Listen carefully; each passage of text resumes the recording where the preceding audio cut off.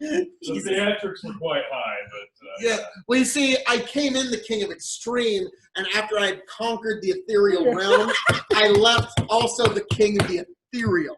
So E now has two different meanings: the King of Extreme. You get a belt for that? we'll make.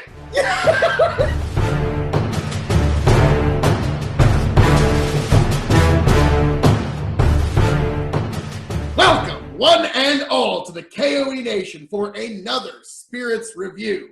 I am devilishly handsome outlaw himself, your King of Extreme, Phil K.O.E., joined by not my usual wares, but a different broadcast partner in inebriation, the one, the only. The lover of square bottles, Jermz.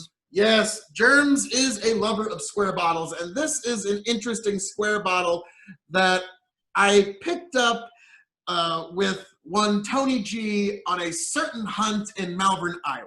It was a time. It was a time. So this is Sir Winston Peach.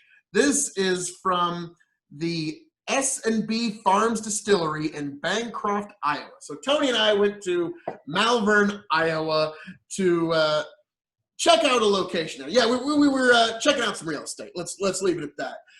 Actually, no. I will send links to what happened there a little later, just as soon as the fill cut gets up. But this was the whiskey that I used for some of the footage that was gathered there. So I figured one for the homies. Yeah, there was a one for me, one for my homies moment. Yes. So this is 35% alcohol by volume. Oh, God, you've already had this. A peach whiskey. Yes, I have. It's all right, actually. I have had this once. So this is Iowa. If I had to guess, if it doesn't say anywhere on it, if I had to guess, this is probably 75% or greater in terms of corn. Yes. So,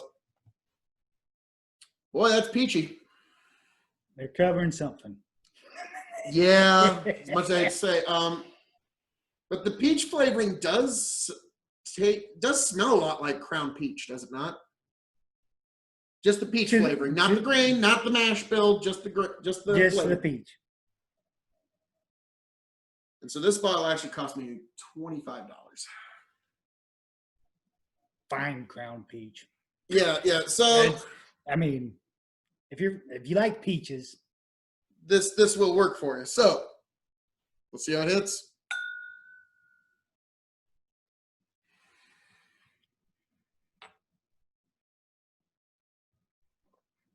The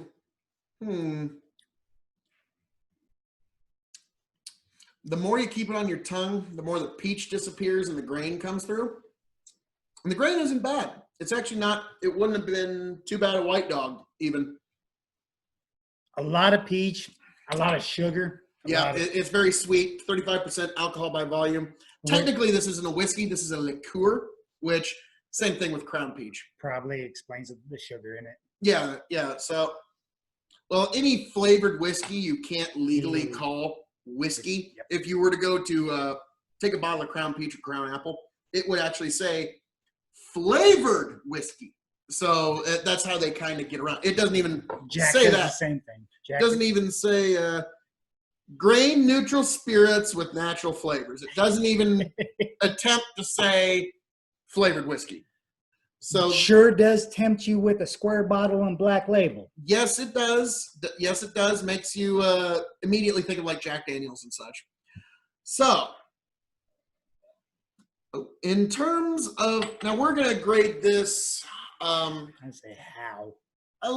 We're going to be a little easier on the grading here. We're graded as a liqueur, so that's putting it up against all of your flavored whiskeys and all your triple secs and all of the Southern Comforts. Yes. As a liqueur, we're going to grade it there, and we're going to grade it as a brown spirit, and then it's showing. So just three simple metrics. So as a liqueur, going up against every triple sec you've had, the Crown Peaches, the Crown Apples, the flavored this, the flavored that. As a liqueur, just so you can mix it? Yeah. I would give it a 375. A 375 as a liqueur. Yeah. You know, as a liqueur, I've had some good and I've had some bad, so I'm gonna give this 3.5. When you compare this to some of the other liqueurs that I've had, check out my Campari review. You will see that, like, boy, it can get a lot. It can get a lot better from there, and this is an example of it. In regards to brown spirits, now I think we have a guest that's trying to.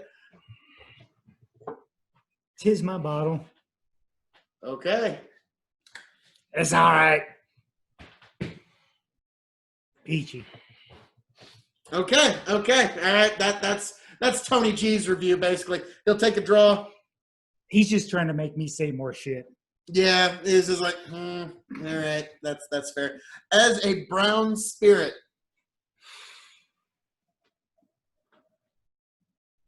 3. 3. Just because it's not really.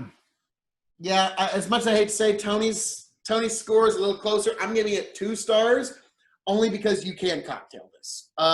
If That's probably why drinking mine's it that neat, high. you can do it. You can drink it neat. Tony just took a pull out of the bottle, as you can see. We're drinking it neat right now. It actually does go down smooth. So S&B Distillery, you actually did a pretty good job with this. All things considered, and especially for the money you're charging, $25.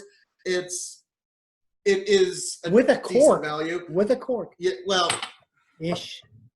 synthetic cork, but I actually prefer synthetic for my own reasons. But now shelving.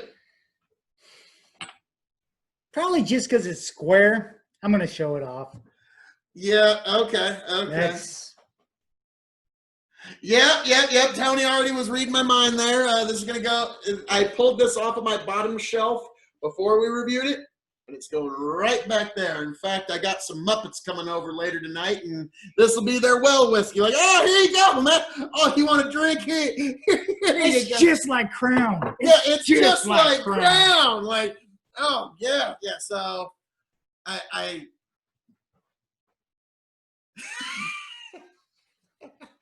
and Tony G has and that's why I don't talk on these fucking things. Tony G has been giving silent commentary throughout for all you folks listening in on the audio formats. But I would definitely recommend going to the YouTube and checking this one out. So, boy, howdy. So this bottom shelf well whiskey, bottom shelf well spirit. There we go.